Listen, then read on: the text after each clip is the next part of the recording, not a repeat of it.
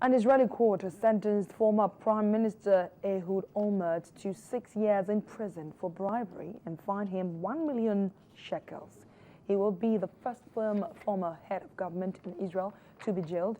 Well, the 68-year-old was convicted in March over a real estate deal that took place while he served as mayor of Jerusalem.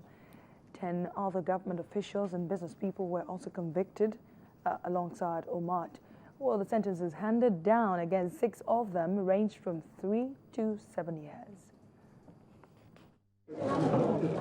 The Tel Aviv District Court ordered Olmert to report to prison on September the 1st, effectively giving his lawyers time to lodge what they said would be an appeal to the Supreme Court and a request that he remain free until it rules.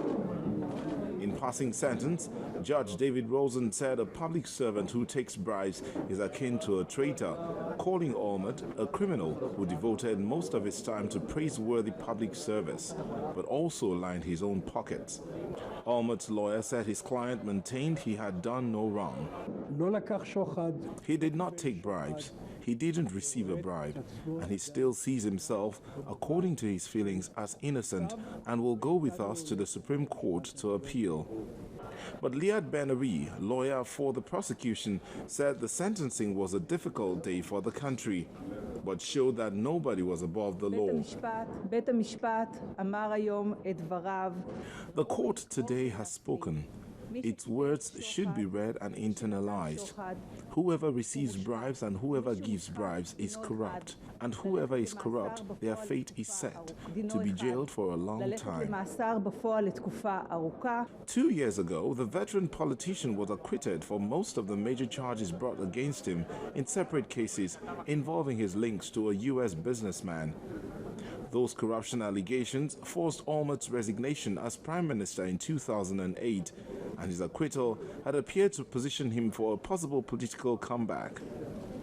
But in the new corruption trial, Rosen found Olmert guilty on March the 31st of 2 bribery charges and said he accepted 500,000 shekels, that's about $144,000, from developers of a Holy Land apartment building complex in Jerusalem and 60,000 shekels in a separate real estate project.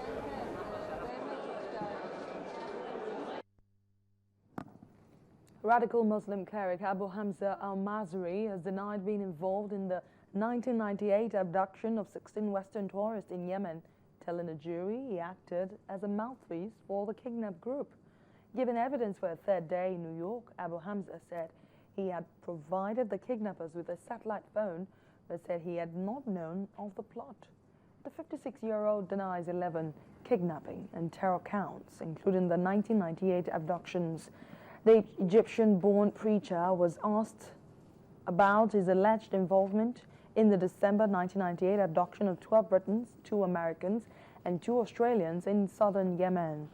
4 of the tourists were killed by the captors, and Abu Hamza said members of the Islamist group that carried out the kidnappings had contacted him through an Egyptian living in London, asking him to be their spokesman. He said also that the group, which wanted to overthrow the Yemen government, had contacted him before carrying out the plot.